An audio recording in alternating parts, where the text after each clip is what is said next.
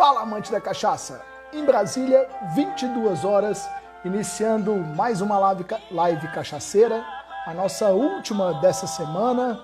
Hoje é quinta-feira, estarei com a doutora Aline Bortoleto, lá da Exalc, pesquisadora da Exalc USP. A Exalc está localizada em Piracicaba, no estado de São Paulo, e nosso fundo musical hoje homenageia a cidade com a música do Tunique Tinoco, Piracicaba. Eu sou um apaixonado por música caipira, música raiz. Não sei se a doutora Aline Bortoleto gosta desse tipo de música, mas como homenageia a cidade de Piracicaba a música, eu tomei a liberdade aqui de trazer essa música para o nosso início de live. Cumprimentar já as pessoas que estão entrando, já vi que a doutora Aline já está por aqui, já vou chamá-la em seguida, porque hoje nós teremos 1 hora de live. Respeitaremos esse horário hoje, é um esforço estar aqui nesse horário para todos nós. Então vamos lá, em respeito a quem chegou primeiro, um abraço para todos aí, tá? Doutora Aline Bortoleto, live da Cúpula da Cachaça. Já tá chamando aí. Fala, Jack, cachaça de boia. Com vocês, Aline Bortoleto. Olá, Marcel, tudo bom? Tudo bem? Que bom vê-la por aqui, né? Na nossa tela aqui da Eu Amo Cachaça. Eu estava te vendo agora há pouco lá na Cúpula da Cachaça, falando de blends lá com o presidente, com o Manuel Agostinho. E agora tá aqui comigo, fico muito feliz. Pois Cansada, segunda né? live. Segunda live do dia. Eu tô animada, viu? Tô bem animada. É gostoso quando a gente fala do que a gente gosta, né? Dá uma animação boa. Com certeza, aprendi isso. Quando a gente gosta, a gente fala muitas vezes. A gente sabe que a gente gosta de uma coisa quando a gente fala muitas vezes e não se cansa de falar. Então, exatamente. É o que baliza ali. Já te agradecer desde o início a sua disponibilidade de estar conosco nesse horário. Eu sei que 22 horas não é um horário fácil para você, bastante sensível. Você tem os seus horários de descanso, acorda muito cedo. Então, te agradecer imensamente pela disponibilidade, pela disposição. E a gente hoje vai ficar em 1 hora de live, que já viu que de vez em quando bagunça aqui, né? Pois é, que bom. Quanta coisa boa para falar, né? Gostei da música, sim, viu? Gosto muito. Coloquei. Eu sou apaixonado com música caipira, porque me lembra muito a minha infância, lá em Minas Gerais. E é Tunique Tinoco, e homenagem à cidade onde está a Exalc. Legal. Você mora aí em Piracicaba? Moro. Sim, nasci aqui, sou de Piracicaba. Eu achava que você era paulistana lá da capital mesmo. Sou daqui mesmo. Que massa, que massa. Pois é. Que sensacional essa universidade. Eu fiquei impressionado com algo público de tanta qualidade, tamanho cuidado toda a instalação da Exalc. Fiquei muito impressionado quando eu estive aí para o curso. E então, de parabéns mesmo. Pois é, Marcel.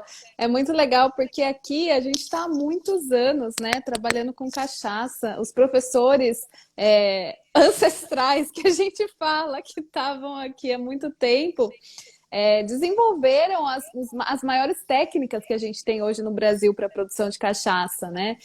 Desde a variedade da cana, aí entra para a parte de fermentação, fermentos selecionados, os melhores tipos de fermentação.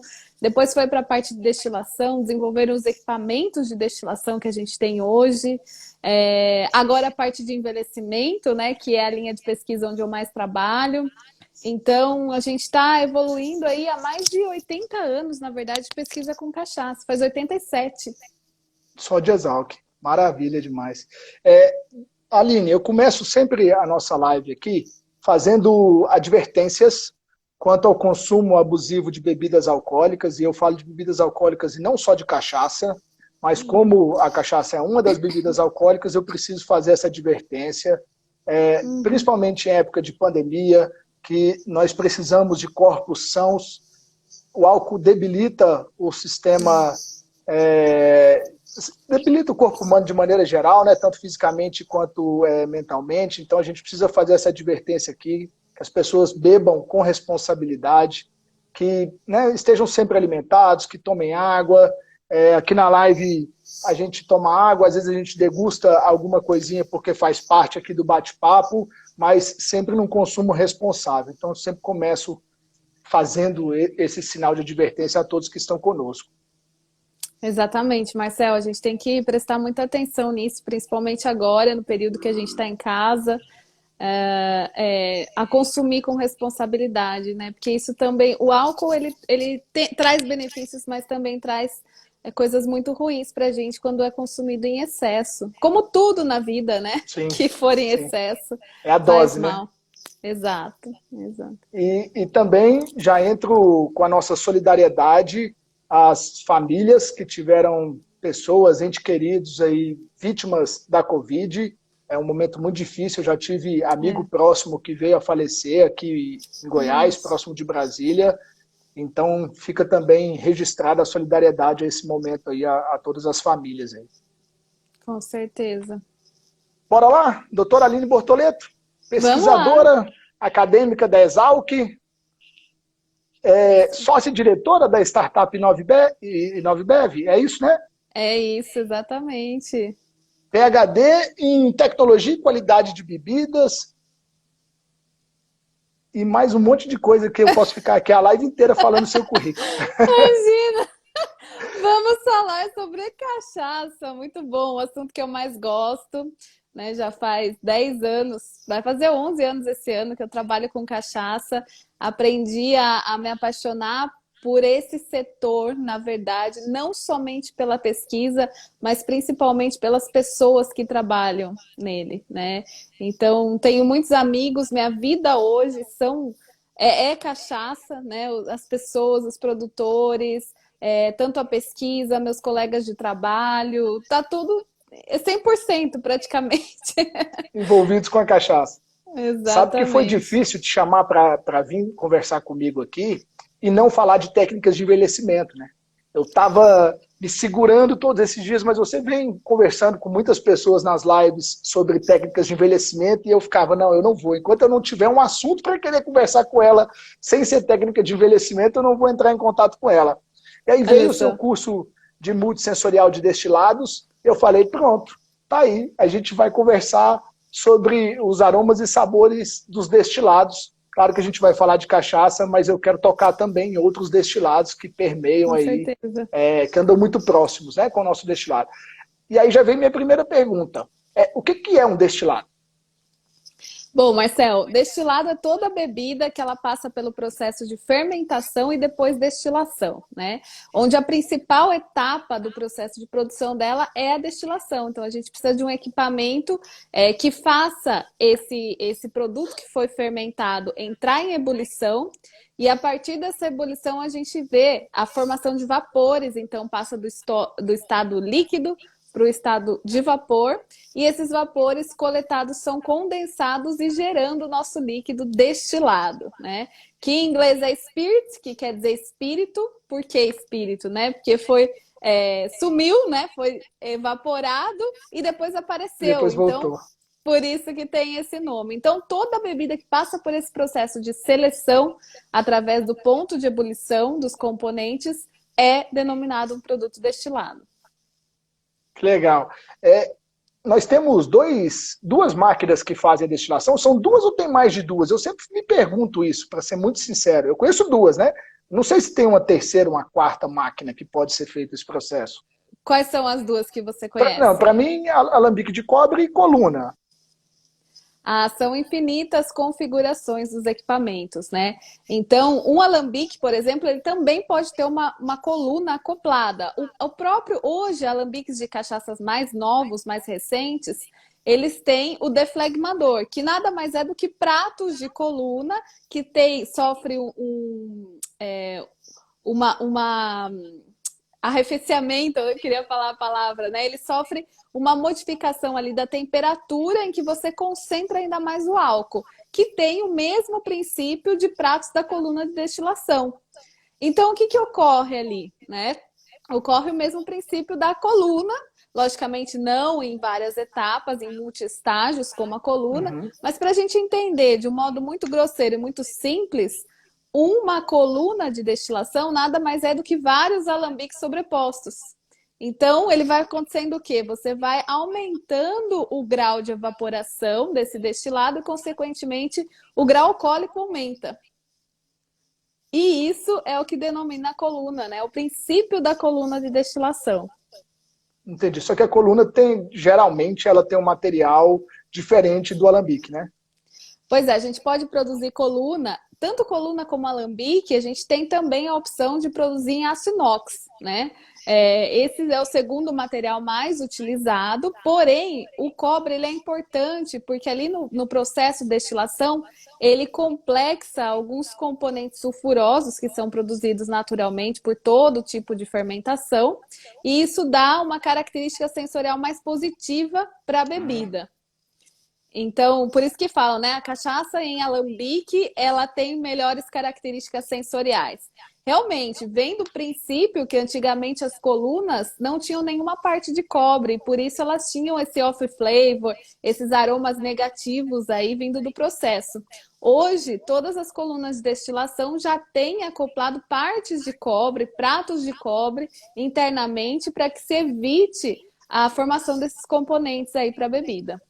Mas ainda temos a coluna lá da cachaça companheira do Natanael, que é 100% de cobre, né? Que é uma inovação do mercado aí e já foi colocada à prova. Afinal, a cachaça companheira vem seguidamente participando de concursos e rankings e ficando sempre muito bem destacada.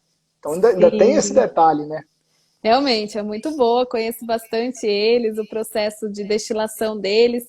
E é importante, Marcel, a gente pensar que, assim, o uísque escocês, por exemplo, o uísque irlandês, que é destilado em coluna, que é o blended whisky destilado em colunas, é a mesma coluna de cobre, né?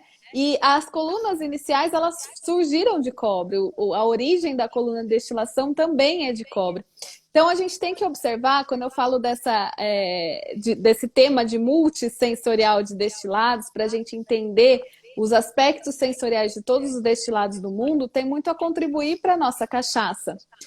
Principalmente porque a gente tem diversas técnicas de produção, de cada etapa do processo de produção, que podem ser utilizadas para a cachaça, que ainda ninguém pensou em utilizar, né? Como a gente está vendo agora, por exemplo, esse seu exemplo de coluna de cobre é um deles. Hoje a gente está vendo técnicas de envelhecimento, que eu estava falando agora com o Agostinho, né, na live, técnicas de envelhecimento em barris diferentes, tostas de barris, o sistema soleira, né? A gente tem o sistema soleira espanhol, o sistema soleira da Escócia, que é um pouco totalmente diferenciado. Então, são técnicas usadas para outras bebidas no mundo todo que podem ser adaptadas para a cachaça e gerar uma grande inovação, que ainda no mercado a gente não tem. A cachaça, impressionante, são 500 anos de produção, mas parece que profissionalmente não tem tanto assim, né? Eu sei que é difícil, é pesado a gente usar essa palavra profissionalmente, porque tem tanta gente que trabalha de maneira profissional há bastante tempo, mas quando você observa o que a cachaça já ganhou no mercado, a palavra profissionalmente acaba cabendo assim, no nosso exemplo aqui. Claro que não com muito peso. A gente está melhorando muito, né? Quando a gente vai comparar, né, pelo próprio tempo mesmo, quando a gente compara a cachaça com o uísque, com o conhaque, são bebidas que têm 1000 anos, o conhaque tem 1000 anos, né? O uísque são destilarias centenárias ali que estão trabalhando com técnicas há muitos anos. Então, a gente tem sim que observar em que a gente pode aproveitar essas técnicas do processo de produção para a cachaça. Eu falo que ainda a gente tem um bebê, a cachaça é um bebê no Brasil, né? Dá para crescer muito, dá para conhecer muita coisa. A gente tem, na área acadêmica, por exemplo, na própria ciência da cachaça, quando eu estudei o processo de envelhecimento mais a fundo no meu projeto de doutorado, todas as bases que eu usei de pesquisas foram do uísque e do conhaque, que era um conhecimento. E aí eu fui comparando com tudo que eu encontrava nas pesquisas em cachaça, né, nas análises que eu fazia e tudo mais, para entender o que esses componentes estavam fazendo ali. Então, a gente vê o quanto ainda a gente tem para aprender sobre cachaça. Se na área acadêmica, né, a gente tem muito, imagina no mercado profissional, na adaptação de todas as técnicas dentro de uma destilaria. Dá para a gente fazer muita coisa ainda para inovação, né? Para Com mudar certeza. e melhorar. Com certeza. Ontem eu conversei com o Raul e hoje o produtor me deu um feedback que foi o seguinte: é impressionante quando a gente vê um executivo à frente de uma empresa de cachaça, o tanto que aquela empresa anda mais rápido, o tanto que aquela empresa se desenvolve mais. Então ainda tem isso, né? Trazer esses profissionais, esses executivos para gerenciar e gerir essas destilarias ou esses engenhos de cachaça. Professora, eu quero te perguntar, como o foco são os aromas e sabores dos destilados, quais são os principais destilados que as empresas produzem? O que, que nós temos aí? O que, que uma destilaria pode produzir? Quais são esses destilados? Claro que a gente não vai falar todos, mas os principais. Olha, Marcel, é bem abrangente essa pergunta, né? O que a gente tem hoje no mundo falando em destilados? A cachaça é o quarto destilado mais produzido, mais consumido do mundo em volume. Então, a gente tem um volume de produção muito grande. As destilarias ainda têm poder de expansão de produção muito, muito grande. Elas não estão usando a sua capacidade total, né? Então, é algo que a gente ainda tem a contribuir muito com o volume de produção, com a qualidade, enfim, tudo. Quando a gente pega a vodka, por exemplo, que é o destilado mais conhecido mundialmente falando e mais consumido no mundo, ainda mais que a cachaça, a gente vê a possibilidade de se produzir vodka no mundo todo, né? E é um destilado que não agrega tantos sabores, tantos aromas e sabores. Ou seja, a qualidade da vodka é ela ser inodora e insípida. Você não tem nem gosto e você não tem sabor, né? Um álcool puro ali. É o comestível. Exatamente. Quanto mais purificada ela for, melhor ela é, melhor é a qualidade. Então, por tradição, no mundo ela é muito consumida e a gente tem um volume grande, né? E até essa possibilidade de produção no mundo todo. Depois, obviamente, em primeiro e segundo lugar, a gente tem as bebidas do soju e o beiju, que são bebidas de origem asiática, a China, Coreia, Japão. Muita gente lá, né? Muita gente, a gente não tem acesso a essa bebida, porque fica tudo lá no mercado local mesmo. E aí a gente entra com outras categorias importantes no mundo, como o whisky, que é o logo que vem em seguida. Depois a gente tem o rum, tem o conhaque, tem a tequila, que é muito importante. O volume de tequila está crescendo muito no mundo.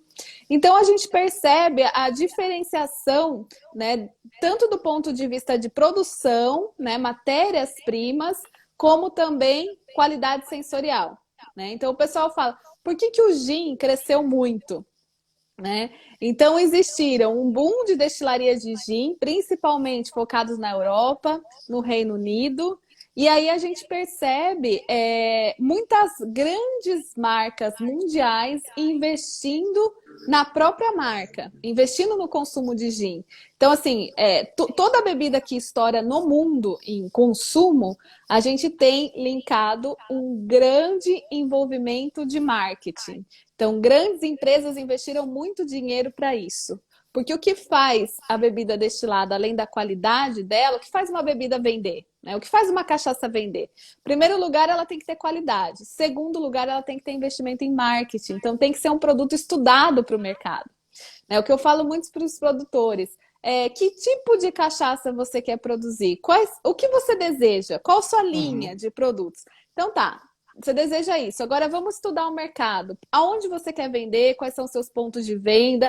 Então não é só desenvolver o produto tecnicamente falando. Você tem que desenvolver todo o ecossistema que envolve esse produto, principalmente o marketing em questões mercadológicas. Eu bato muito nessa tecla aqui. Os produtores que estão me acompanhando aqui há algumas lives já conhecem os meus 3 dedos. Quando eu levanto os 3 dedos, o pessoal já sabe o que eu estou falando. Eu costumo dividir a produção de cachaça em 3 pilares: produção, distribuição e marketing. E eu digo sempre que é um vezes o outro, é uma multiplicação e não uma soma, não é uma adição. Então quer dizer o quê? Se você colocar 10 para cada um dos pilares, você tem a possibilidade de fazer 1000 pontos. 10 vezes 10, 100 vezes 10, 1000. Só que na multiplicação, se você zera uma dessas coisas, o seu resultado final é 0. Então não adianta nada você fazer uma produção excelente, saber todos os bares da vida que você pode distribuir, ter uma logística ótima se você faz zero marketing. O seu resultado vai ser zero. Legal. Então eu falo muito isso. Não é uma adição, é uma multiplicação e você tem que marcar pontos em todos esses 3 pilares. E aí você vem e engrandece o meu exemplo, porque você bate primeiro na tecla do marketing. Eu até já falei, em alguns momentos que a gente está mais informal, que se eu tivesse que produzir uma cachaça, eu começaria produzindo ela no digital. Eu faria primeiro todo o marketing, criaria toda a história. Depois que tivesse tudo pronto, todo mundo querendo ver o produto, eu ia ver se eu tinha logística para distribuir. Se tivesse tudo ok, eu ia caçar um produtor e pedir ele para produzir para mim. Engarrafado e vendia. Bom. Então, eu sempre falo isso, mas as pessoas começam da produção e depois vão pensando nas outras coisas. E eu defendo que tem que ser reverso, que teria que ser o contrário. Pois é, e aí entra até, Marcel, naquilo que você falou na gestão, né? Qual que é a dificuldade hoje do produtor de cachaça? Ele começa a produzir porque ele gosta, ele tem aquilo de tradição de família, ou ele tem o sonho de produzir, ou ele quer expandir o mercado dele, ele quer expandir o produto, melhorar a qualidade, mas falta a gestão, e sem gestão você não faz muita coisa, né? Então, você precisa primeiro se capacitar, se interiorizar do negócio, porque é um negócio, tem que dar lucro, né? Você não está fazendo para não dar lucro, você não está fazendo para não vender ou para você só tomar, né? Isso é importante, a gente saber que é um negócio com grande potencial. Então, o que falta é a capacitação do produtor em todos os aspectos. Eu não falo só no aspecto que eu ensino, né, que é o aspecto tecnológico, o aspecto técnico que é essencial. Você tem que saber produzir uma cachaça sem contaminantes, produzir uma cachaça com aromas e sabores extremamente agradáveis, sem defeitos sensoriais, a questão do off-flavor, mas você tem que saber como que você vai comercializar isso, como você vai colocar no mercado, como você vai trabalhar essa marca, como você vai gerenciar o seu negócio, porque existem muitas formas de você reduzir custo e melhorar a qualidade, né? Em toda a indústria de bebidas tem. Então, falta essa capacitação geral, em aspectos gerais, interiorizar, né? Se inteirar e conhecer aspectos gerais da produção. Com certeza. O Estação da Cana, porque eu falei, né, que eu faria o processo inverso, que na hora da produção eu ia caçar um produtor para poder produzir a minha cachaça. Porque essa é uma maneira que você pode ter um produto. Você não precisa ter um canavial, não precisa ter uma destilaria, você pode produzir em parceria com algum produtor que já tem a estrutura fabril montada, que já tem toda a qualidade do processo produtivo. A gente tem alguns exemplos aí, né, para citar. Acho que um que está muito bem hoje em dia é a Cachaça Tem, lá do Tenente Sobrinho. Até citaram ela aí também, mas é só para explicar o que eu quis dizer com caçar o produtor. Na verdade, é procurar o produtor. Caçar é o jeito que eu converso aqui. Exatamente. Então, falta muita coisa, né? Existem muitas cachaças assim mesmo, né? Que elas começam por terceiros, sendo produzidas por terceiro. Agora, a gente tem aquilo que ninguém tira de quem tem um alambique, né? Você tem uma casa da cachaça. Você tem uma casa, né, da Sanhaçu, por exemplo, que está aí. Então, você sabe onde que é, você visita o local, você cria uma ligação afetuosa com aquele local, né? Você conhece a história, você conhece os produtores, e isso ninguém tira da cachaça, né? A gente tem isso muito, porque eu convivi nesse ambiente, que é o conhaque, né? O conhaque é a bebida mais luxuosa do mundo. O que acontece com o conhaque? É muito semelhante da cachaça. É uma região, tirando a região de produção, que é uma região muito pequena, né, delimitada ali, você tem 4 grandes maisons de conhaque, que são aquelas que detêm 70% do volume, né? Que eu falo das maiores marcas, Hennessy, Rémy Martin, Courvoisier Doutora, e Martel. Só um pouquinho antes, qual que é a matéria-prima do conhaque, só para ficar mais claro? É a uva, assim? É o vinho de uva branca. É o vinho de uva branca. Então, é a uva que é produzida ali numa região bem delimitada. 70% dos produtores vende para essas grandes casas de negócio que fazem o envelhecimento e a blendagem.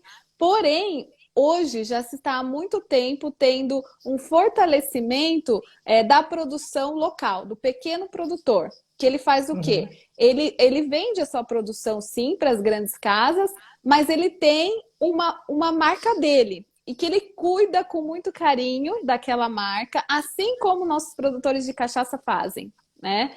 Então você tem a casa de cada um deles, eles são muito unidos, né? O comércio é muito equilibrado.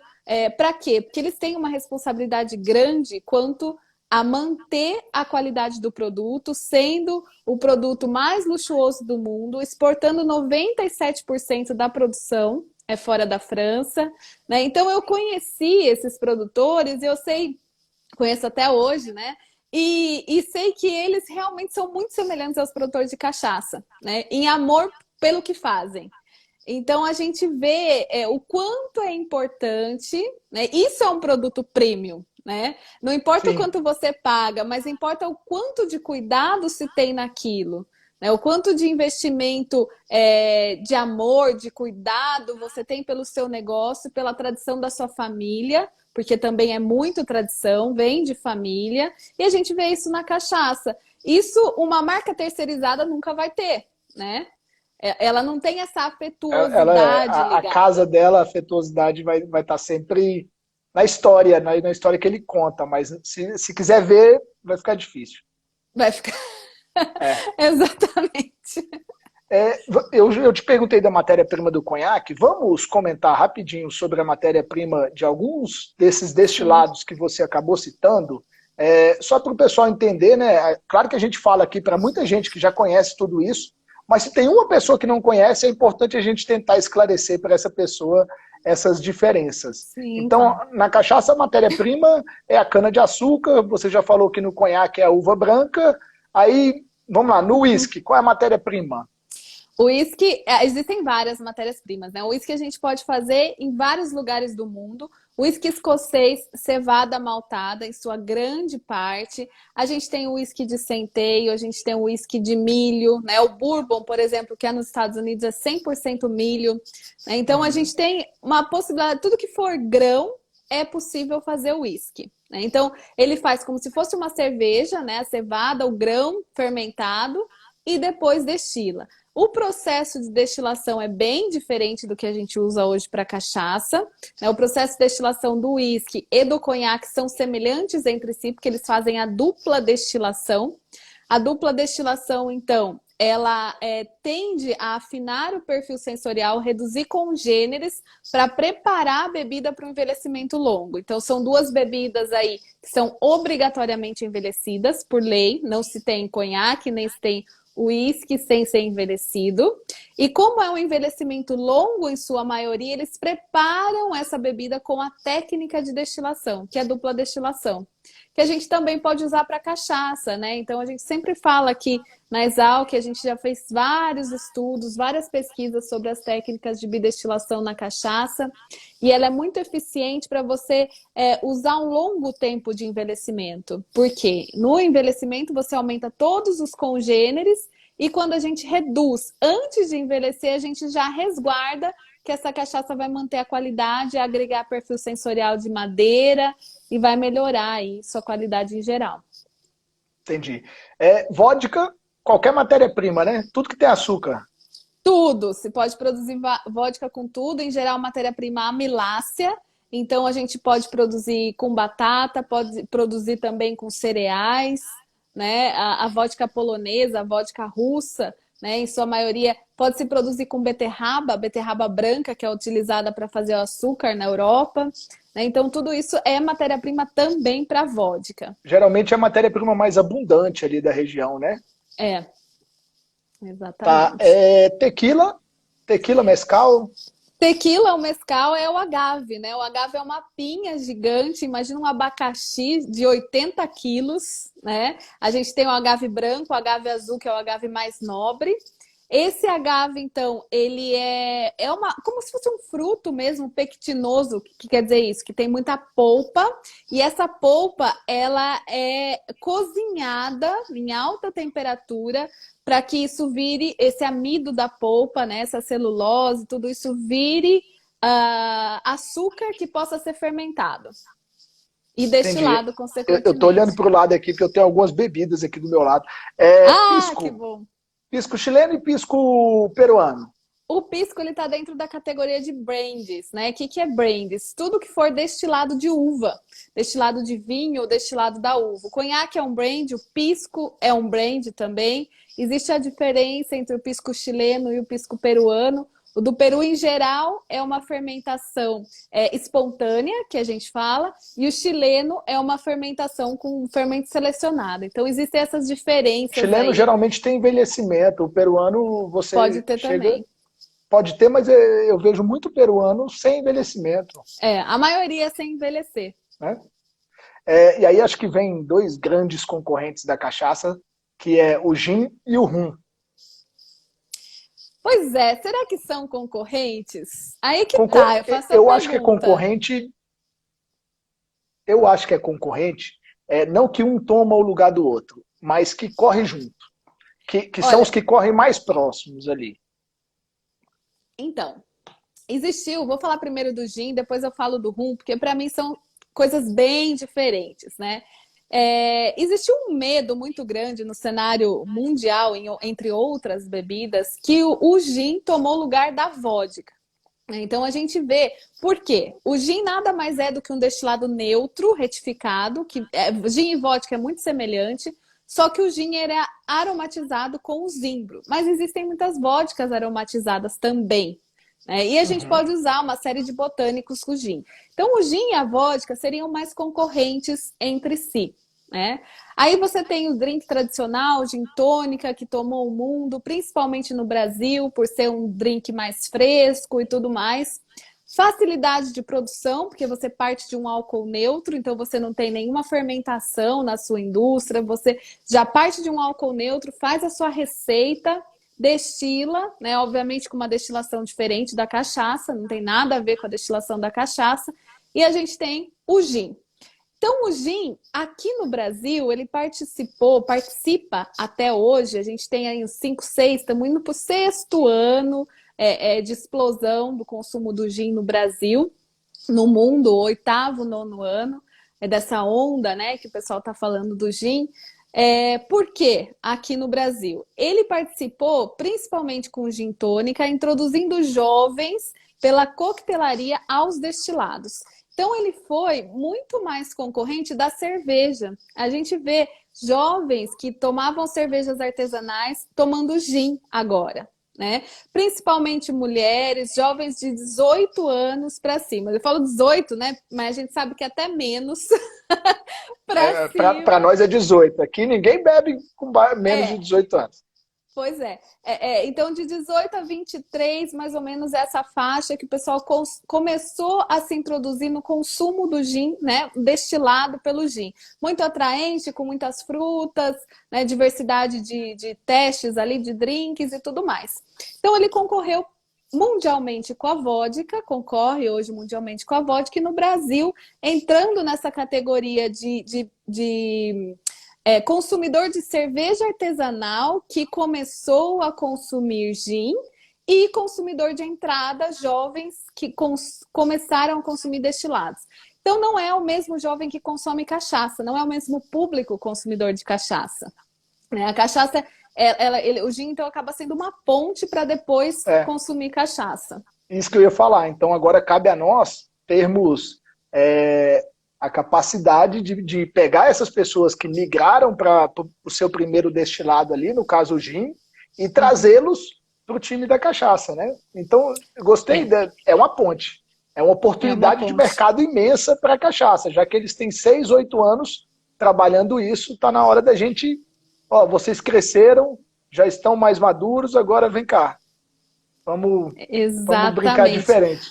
Aí vai conhecer o quê? Esse monte de gin brasileiros, que a gente tem mais de 90 marcas, o jovem vai começar a conhecer destilado de qualidade brasileiro e vai para cachaça diferenciada, né? Não aquela cachaça que o avô dele toma, né? Aquela cachaça branca numa garrafa, cachaça do Brasil, nada contra, eu tô falando só da tendência, nada contra, são cachaças excelentes, não tô falando da embalagem, mas eu tô falando o que atrai o jovem hoje, não é o que atrai o mesmo consumidor de uma faixa etária maior. Então, vai trabalhar com rotulagem, atração na exposição do produto para depois buscar um consumidor mais fiel.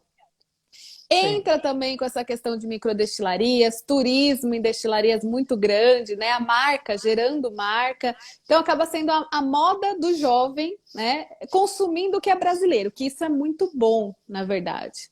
Aí vamos falar do rum, né? Que você falou que é a segunda bebida aí. O rum mundialmente falando, é a próxima tendência, né? Que já deveria estar no mundo. E por que a gente não vê com tanta velocidade ou com tanta presença como a gente viu o gin há alguns tempos atrás, né? E depois o cenário do Brasil é um pouco diferente porque a gente tem a cachaça, né? Que muda um pouco. O rum se pode fazer em qualquer lugar. Semana retrasada entrou em contato comigo um produtor da Holanda querendo produzir rum lá, né? Como que produz rum e tudo mais. E é totalmente possível, porque ele pode importar o melaço de países produtores de cana-de-açúcar, já que ele não produz lá, e fazer o rum a partir do melaço ou do mel da cana. Né?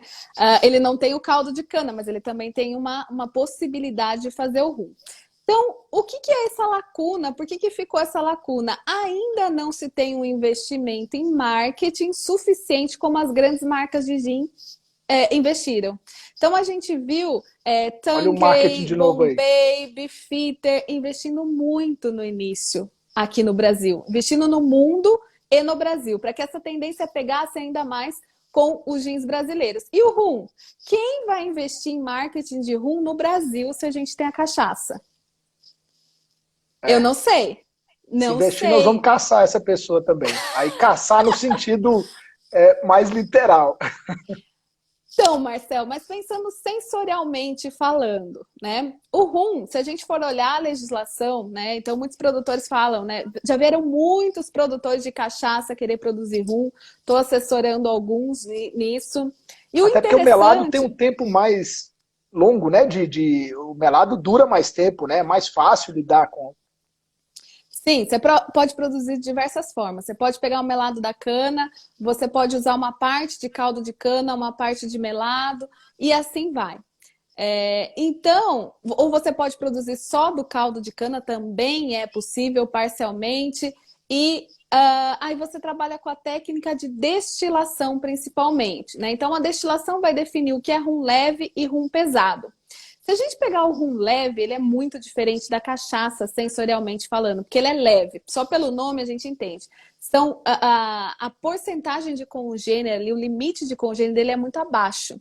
Então, você vai ter uma cachaça...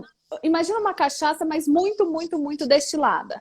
Então, vai ser uma cachaça bem leve, bem leve. E esse é o rum leve. O rum que combina e é bom para drinks. Por que o gin e a vodka são bons para drinks? Porque tem pouca influência sensorial de aromas e sabores, é fácil um bartender usar para um drink. Então, esse rum leve acaba sendo muito bom. Principalmente o rum sem o processo de envelhecimento. Tá? Então, a gente pega ali sem o envelhecimento. Aí a gente pensar... envelhecido. Então, o pessoal usa mais o rum pesado, que tem um congênero ali parecido com a cachaça, mas ao mesmo tempo o máximo dele é 450 e na cachaça o máximo é 650. Então, a gente tem cachaças ainda mais potentes em aromas e sabores do que o próprio rum pesado, né?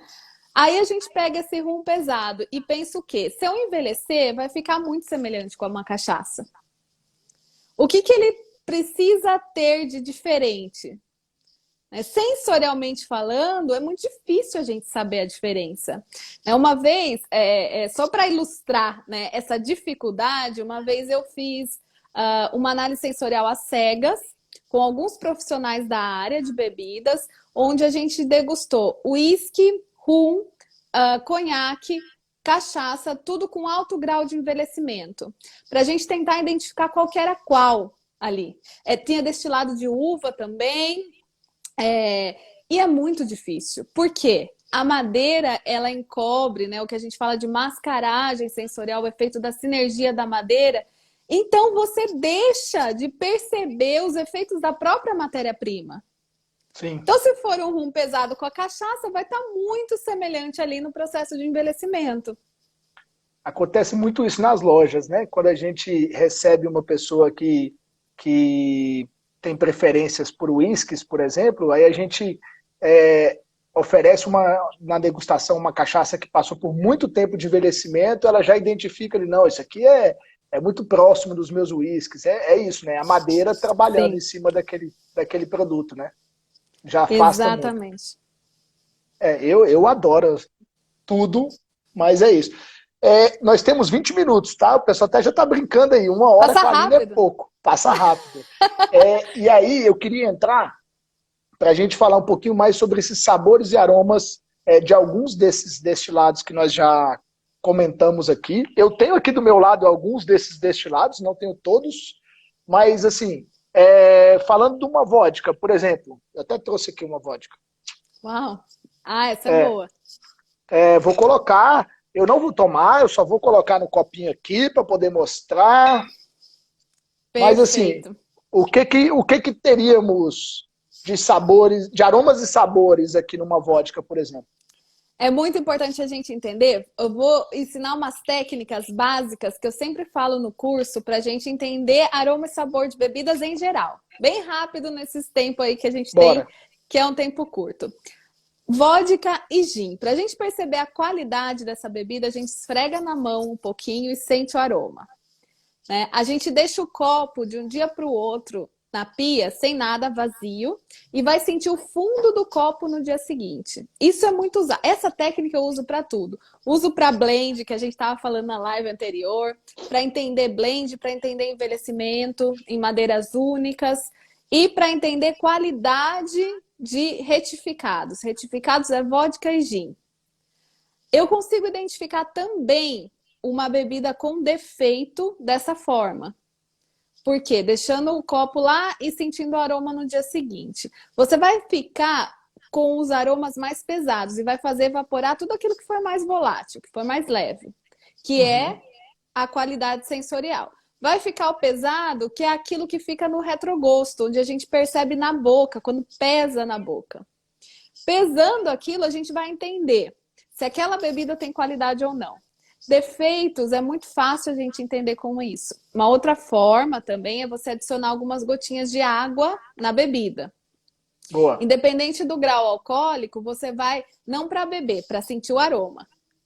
Na boca é horrível. Eu odeio adicionar água em qualquer bebida para beber, né?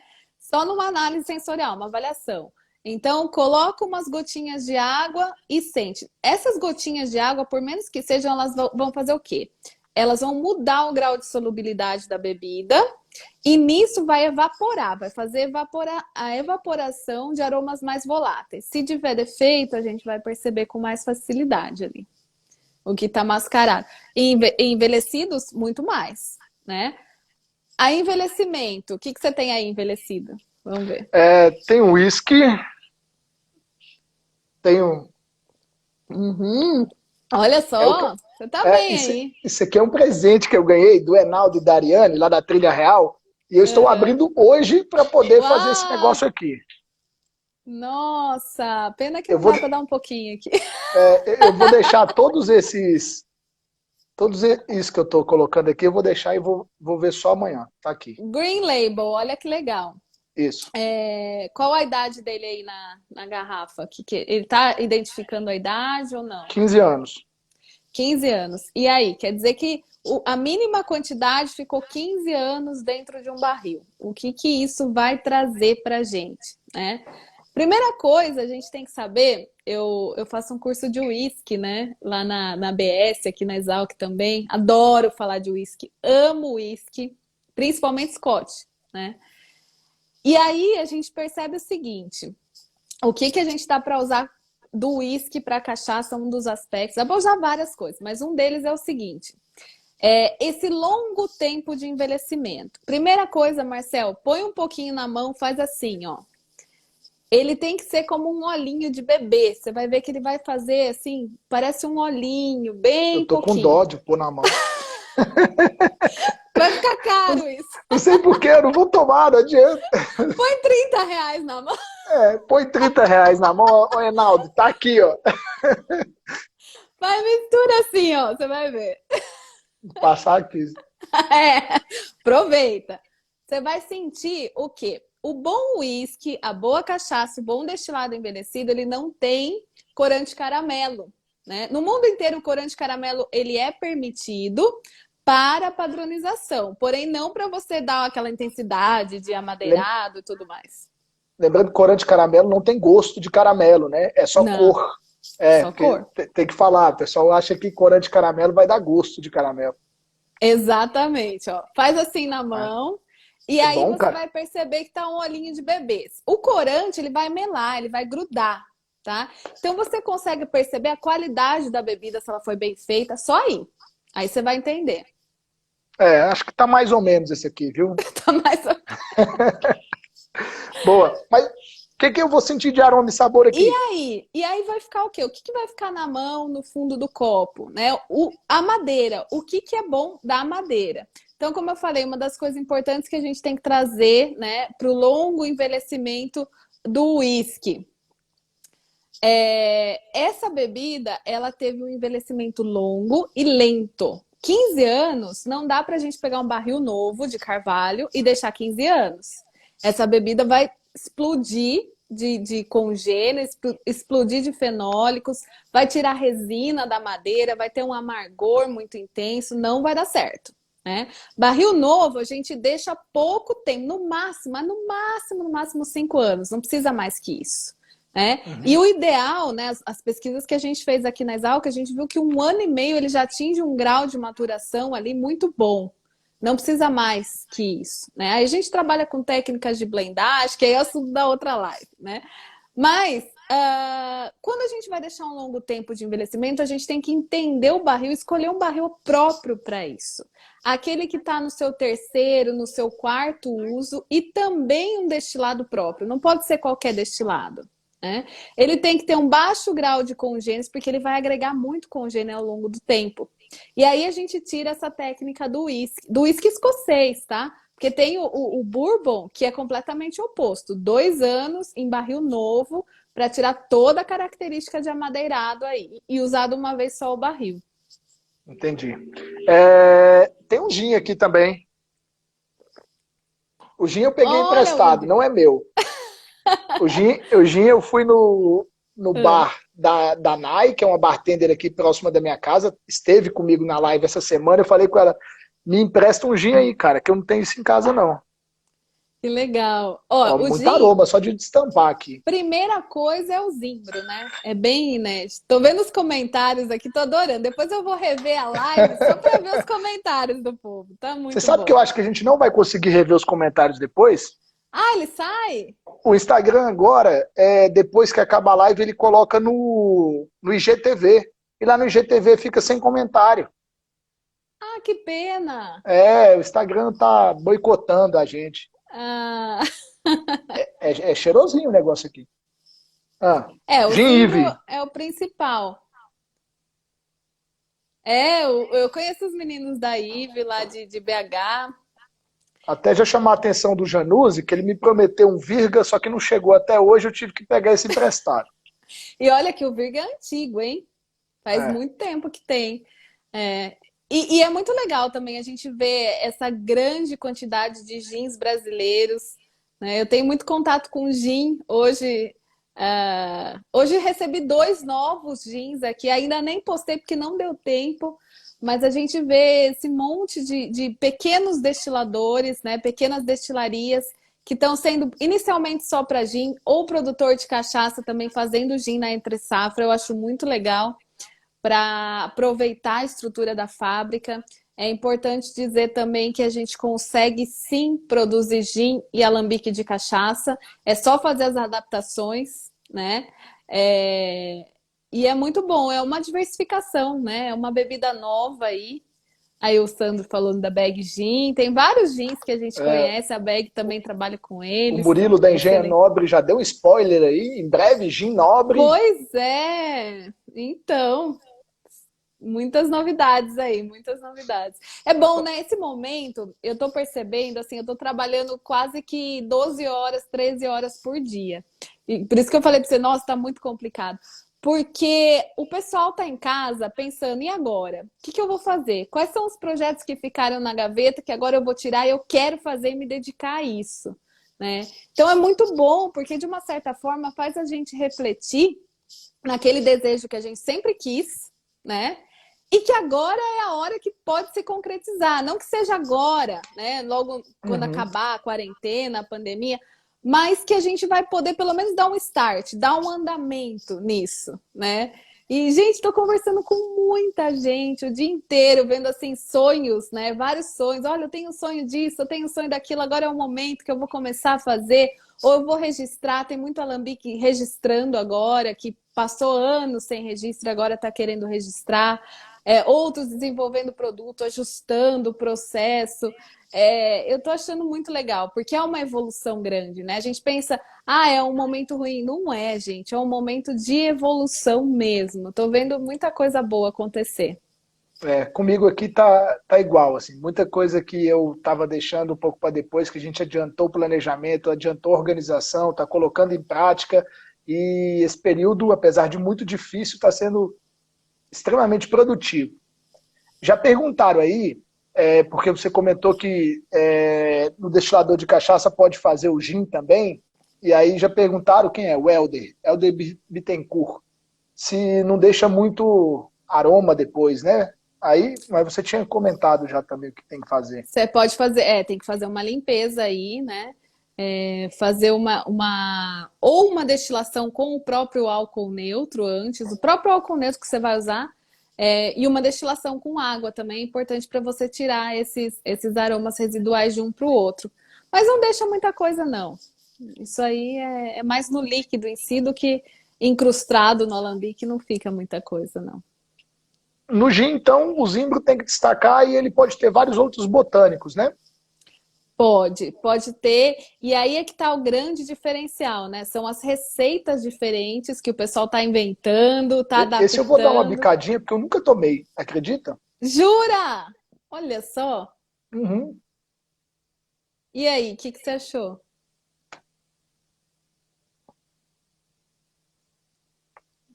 Eu não é para mim, não. Não, mas ó, normalmente não se toma puro, né? O puro, ele tem essa picância do zimbro Ah, muito grande. O zimbro, ele tem a picância, ele tem uma menta, ele é mentolado, essa pinha, né? Você sente meio que pinho-sol, tá. não Tá é? parecendo que eu tomei um golinho mesmo.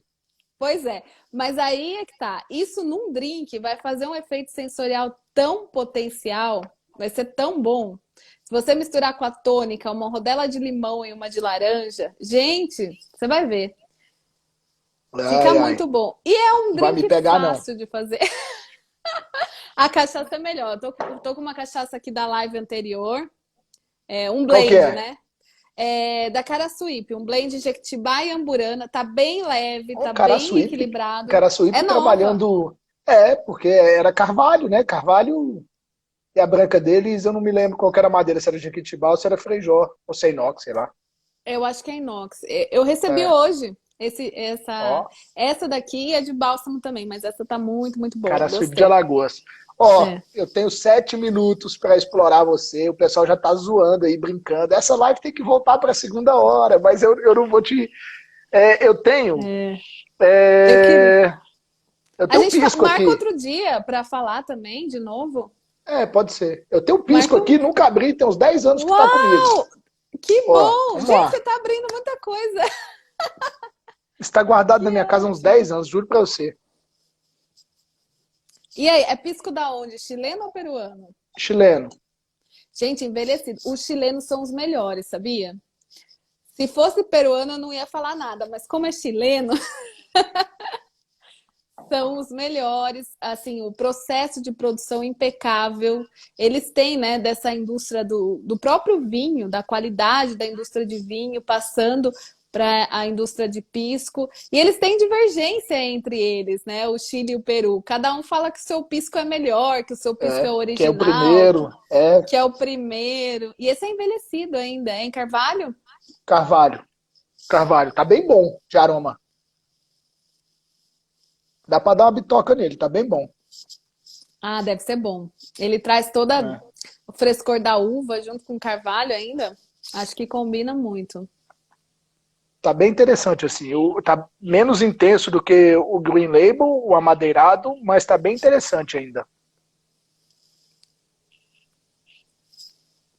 Eu tenho É, a uma gente... tequila também. Minha tequila acho que é mais humildezinha. E aí, a tequila, o que que você acha? Pra ficar tonto, eu acho massa. Pois é, deixa eu contar o que eu acho da tequila, né? Nada contra, assim, contra a categoria em geral. Mas Essa não eu é não tão boa sou também, muito né? fã. Eu não tô enxergando qual que é o nome É dela. uma Souza Tequila. Então, no México, se a gente for para o México, você vai ver a mesma quantidade de cachaça, você vai ver de tequila lá. Assim, absurdo o quanto tem, quantos produtores tem, e quão diferentes são uma das outras, né? Tem tequila muito boa, já provei tequila assim, top mesmo, mas a maioria é tequila de padrão tequila. Padrão é aquela que você toma um shot e gira, sabe?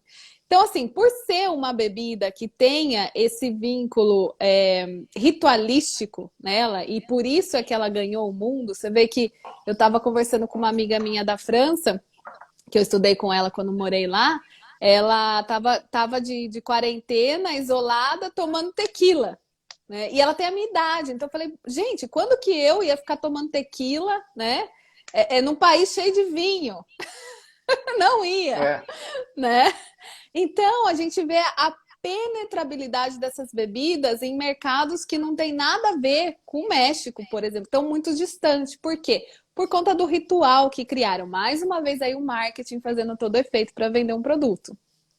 Com certeza. Vamos para a cachaça, né? É, eu tenho uma sem a sua origem. Tá acabando as minhas cachaças aqui. Opa, que bom. Tá acabando? Como assim? É, quarentena, quarentílica. Aqui, Saiaçu, origem branca. Que bom! Olha só.